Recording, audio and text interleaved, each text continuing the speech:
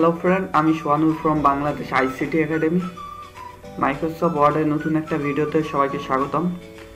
আজ আমরা মাইক্রোসফট ওয়ার্ডে কীভাবে স্মার্ট আর্টে ব্যবহার করতে পারি এই সম্পর্কে জানবো। এর আগের ভিডিওতে আমরা স্মার্ট আর্টের বেসিক সম্পর্কে আলোচনা করছি। আজ একটু মিডিয়াম লেভেলে আলোচনা করব। প্রথমে ইনসাইডে যাব এবং স্মার্ট আর্ট থেকে আমি একটা সার্কেল এখানে সিলেক্ট করে ওকে করবো। আমাদের এখানে স্মার্ট আর্টটা এসে গেছে। আমরা এখান থেকে স্মার্ট আর্টটাকে মাউস পয়েন্টার কোনায় এনে এখান থেকে আমরা ছোট বড় করতে পারি। আমি এই টেক্সটগুলো এখানে সিলেক্ট করে পরিবর্তন করতে পারি। এই জন্য আমাদেরকে টেক্সট একটা প্যানেল নিতে হবে। এখানে আমরা টেক্সট প্যানেলে ক্লিক করব, তাহলে আমাদের এখানে একটা টেক্সট প্যানেল ওপেন হবে। এখান থেকে আমরা খুব সহজে টেক্সটগুলো এডিট করতে পারি। এবং আমি চাইলে এখানে আমরা 5টা বক্স দেখতে পাচ্ছি, এই বক্স সংখ্যা আমরা কমাতে পারি। এটা আমি কিভাবে করতে পারি? এখান থেকে ব্যাক স্পেস যদি প্রেস করি তাহলে একটা একটা করে বক্স কমে যাবে। এখানে 3টা বক্স নিলাম এবং আমি যদি এখানে টাইপ করি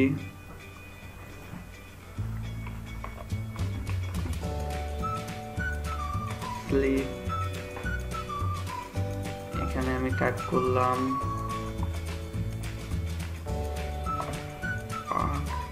এখানে টাইপ করলাম 8।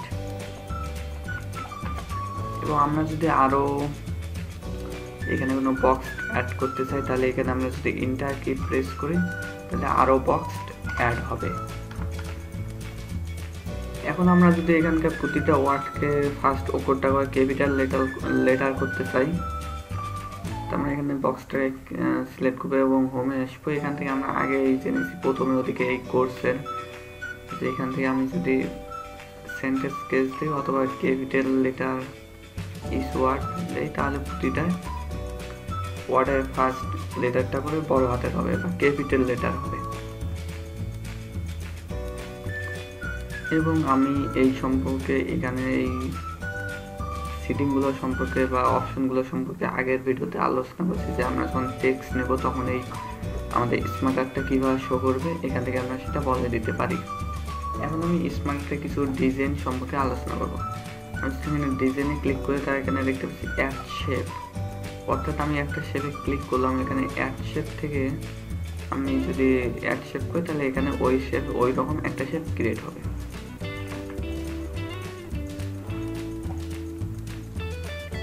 আমি এখানে বুলেট অ্যাড করতে পারি। যদি অনেকগুলো এখানে সাব বা অনেকগুলো এখানে নাম থাকে তাহলে আমার বুলেটের প্রয়োজন হলে বুলেট এখান থেকে অ্যাড করতে পারি। টেক্সট প্যানেল, এইটা তো হলো টেক্সট প্যানেল। এখানে আমি লেআউটে দেখতে পাচ্ছি কিছু স্টাইল এখানে ক্রিয়েট করে দেওয়া আছে। আমি সেইটাতে ক্লিক করব, ওই ধরনের স্টাইল ক্রিয়েট হয়ে যাবে। এগুলো আমরা ব্যবহার করতে পারি। এখন আমরা চেঞ্জ কালার সম্পর্কে জানবো। আমি যদি এখানে চেঞ্জ কালারে যাই আমি কিছু কালার দেখতে পারবো। এখান থেকে আমি কালার চেঞ্জ করতে পারি আমাদের স্মার্ট আর্টের। এবং আমি যদি চাই আরও কিছু কালার অ্যাড করব তাহলে এখানে আমি ডিজাইনে যাব। এখানে আমি কালার দেখতে পাচ্ছি, এখান থেকে অনেক ধরনের কালার আছে, এগুলো আমরা অ্যাড করতে পারি।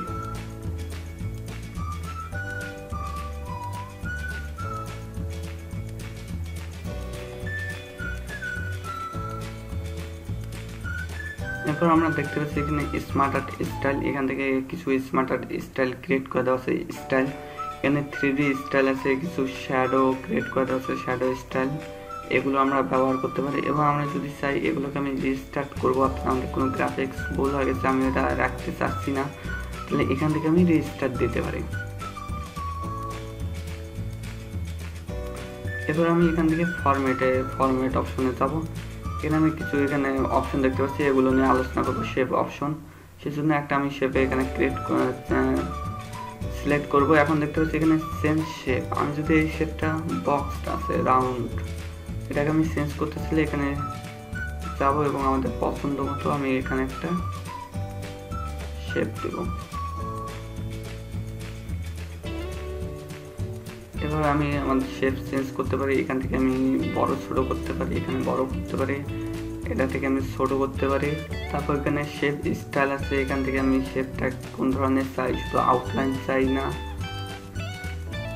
3D চাই, এখান থেকে আমি সেটা দিতে পারবো।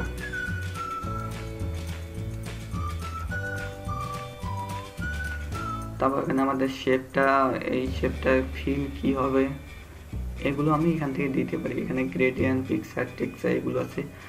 তোমরা যা ফিল কম বুঝতেছো এই সম্পর্কে আমাদের একটা অ্যাডভান্স লেভেলে টিউটোরিয়াল করা আছে, সেটা দেখতে পারো। আউটলাইন আছে, শেপ ইফেক্ট আছে, এগুলো আমরা অ্যাড করতে পারি। এখানে আমাদের যে টেক্সট আছে ওই টেক্সট এখান থেকে আমরা ডিজাইন করতে পারি, এবং আমাদের যদি অনেক বেশি টেক্সট থাকে এখান থেকে আমরা সাইজ কম বেশি বা অ্যারেঞ্জ করতে পারি। আজ এ পর্যন্তই। আগামী ভিডিও দেখার আমন্ত্রণ জানিয়ে এখানে শেষ করছি।